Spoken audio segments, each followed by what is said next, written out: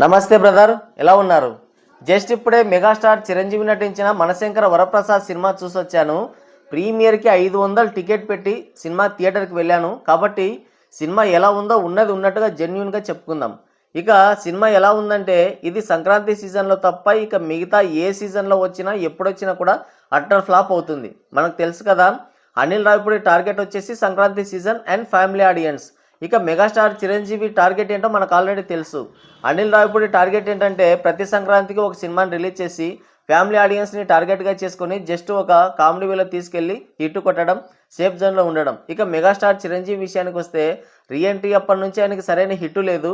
ఆయనకు ఒక హిట్ కావాలి. కాబట్టి ఆయన కూడా ఈ ఫ్యామిలీ జనర్లోకి ఎంటర్ అయ్యి అనిల్ రావిపూడితో జత కట్టి ఒక హిట్ కోసం ఈ సినిమా తీశాడు.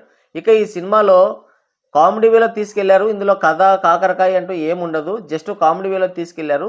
ఒక 35 to 40% వరకు 30 to 35% వరకు కామెడీ ఉంటుంది. మిగతా 65% అంతా కూడా క్రింజే. ఇక సినిమా చూసుకుంటే ప్రీ ఇంటర్వెల్ వరకు జస్ట్ ఒక కామెడీ వేలో ఉంటుంది. పర్వాలేదు, బాగానే ఉంది అన్నట్టుగా ఉంటుంది. ఇక ఇదే వేలో సినిమా మొత్తం ఉంటే కనుక ఖచ్చితంగా ఇది ఇండస్ట్రీ హిట్ అవుతుంది అన్న భావన కలుగుతుంది అక్కడి వరకు మాత్రం. ఇక ప్రీ ఇంటర్వెల్ నుంచి అంతా క్రింజే. ఇంకా అనిల్ రావిపూడి మెగాస్టార్లో ఇద్దరి క్రింజ్ కనిపించింది.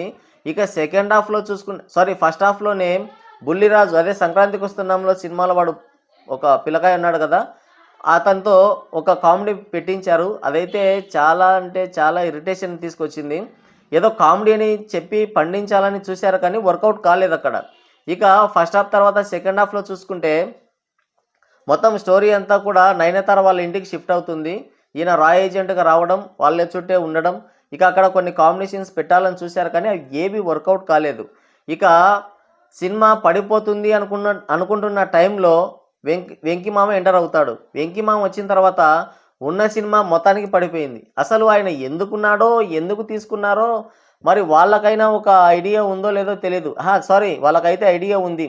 మెగాస్టార్ చిరంజీవి బలవంతంగా వెంకటేష్ గారిని తీసుకొచ్చారు. అసలు వెంకటేష్ రోల్ అసలు ఎందుకుందో, ఆయన్ని ఎందుకు తీసుకున్నారో మనకు తెలీదు, వాళ్ళకు మాత్రం తెలుసు. ఎందుకంటే సంక్రాంతికి వస్తున్నాం సినిమా పెద్ద హిట్ అయింది. ఆ సినిమా హిట్ అయింది కాబట్టి తనని ఈ సినిమాలో తీసుకుంటే ఫ్యామిలీ ఆడియన్స్ రావడానికి ఇంకా ఈజీగా ఉంటుంది, సినిమా హిట్ అయ్యే ఛాన్సెస్ పుష్కలంగా ఉంటాయి అన్న వేలో తీసుకున్నారు అంతే. అంతకు మించి ఇంకేమీ లేదు.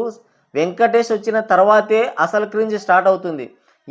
ఆయన సినిమాల పాటలు పాడుకోవడం, ఈయన సినిమాల పాటలు పాడుకోవడం, ఒకరినొకరు పొగుడుకోవడం, ఆ చెత్త అంతా ఇంకా అసలు క్రింజ్కి కేర్ ఆఫ్ అడ్రస్ అని చెప్పుకోండి. ఇంకా అక్కడే ఒక జైలర్ సీన్ మనకు కనిపిస్తుంది. జైలర్ సినిమాలో సీన్ ఉంటుంది కదా, శివరాజ్ కుమార్ ఆ తర్వాత రజనీకాంత్ ఎక్కడో ఉంటే శివరాజ్ కుమార్ వచ్చేసి వాళ్ళ ఫ్యామిలీని సేవ్ చేస్తాడు కదా, అలాంటి ఒక ఫైట్ సీక్వెన్స్ కూడా ఇక్కడే పెట్టారు. సో అలా చూసుకుంటే సినిమా మాత్రం సెకండ్ హాఫ్ అయితే భారీగా డ్రాప్ అయింది. ఇక ఫస్ట్ హాఫ్ వరకు ఓకే, కొంచెం అటు ఇటు ఉన్నా సరే పర్వాలేదు, ఓకే అన్న రేంజ్లో ఉంటుంది. కానీ సెకండ్ హాఫ్ మాత్రం పడిపోతూ డౌన్ అవుతూ వచ్చింది లాస్ట్కి అయితే ఇంకా క్రింజ్కి కేర్ ఆఫ్ అడ్రస్ అని చెప్పాలి. ఈ వెంకటేష్ వచ్చిన తర్వాత ఇక సినిమా అంతా చెత్త. అసలు ఎక్కడ నవ్వాలో ఏం చేయాలో కూడా మనకు అర్థం కాని పరిస్థితి ఉంటుంది. జస్ట్ ఊరికి అలా చూస్తూ ఉండిపోతామంతే.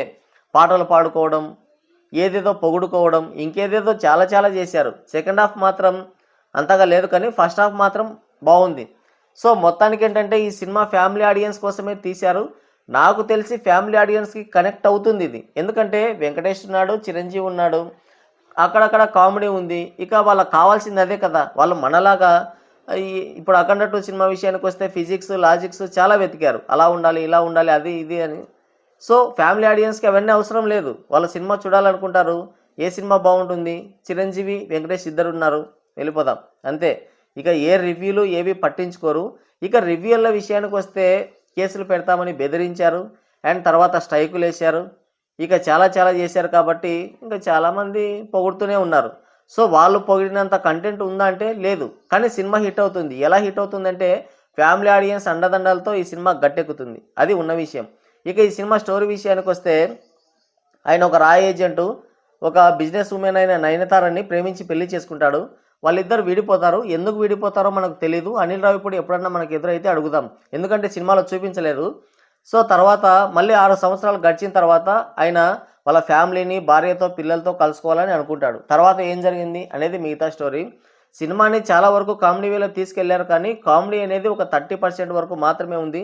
మిగతాదంతా క్రింజీ. ఇంకా మనకు తెలిసిందే కదా, అనిల్ రావిపూడి సినిమాలంటే అలానే ఉంటాయి. అయితే ఆ 30%లో మాత్రం జెన్యూన్గా కామెడీ అయితే హిలేరియస్గా పండింది. ఒక ఫైట్ సీక్వెన్స్ ఉంటుంది ఫస్ట్ హాఫ్లో, బాగుంది. పక్కన ఉన్న వాళ్ళు కావచ్చు, నాకు కూడా బాగానే నవ్వు వచ్చింది. చాలామంది ఆ థియేటర్లో ఉన్న వాళ్ళంతా పక్కపక్క నవ్వారు.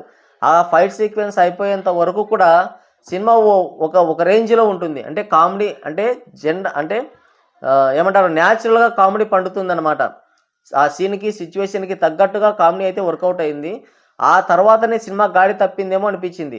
మామల్లుడు ఎదురుపడి ఇద్దరు ఒకరొకరు పాటలు పాడుకోవడం, ఆ తర్వాత హీరోయిన్ హీరో కలిసినప్పుడు పాటలు పాడుకోవడం, ఇలాంటిదంతా కూడా క్రింజ్ అనిపించింది. సెకండ్ హాఫ్లో ఒక 10 మినిట్స్ వరకు కామెడీ ఉంటుంది. ఇక మిగతాదంతా మళ్ళీ క్రింజే. వెంకటేష్ వచ్చిన తర్వాత అది మరీ ఇంకా ఎక్కడికో వెళ్ళిపోయింది క్రింజ్ అంతా. మొత్తానికైతే ఈ సినిమా ఎలా ఉంది అని అంటే బిలో యావరేజ్ టు యావరేజ్ అని చెప్తాను నేనైతే. నాకు తెలిసిన నా ఒపీనియన్ చెప్తున్నాను. కానీ సినిమా హిట్ అయ్యే అంశాలు మాత్రం సినిమా హిట్ అయ్యే సూచనలు మాత్రం పుష్కలంగా ఉన్నాయి.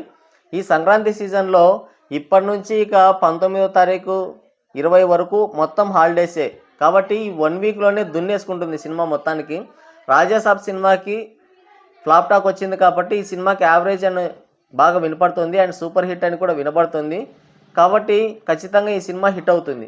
సో మొత్తానికి సినిమాలో ఉన్న కంటెంట్ వైజ్ చూసుకుంటే below average to average cinema. మరి మీలో ఎవరైనా ఈ సినిమా చూస్తుంటే కింద కామెంట్ చేయండి ఎలా ఉందో.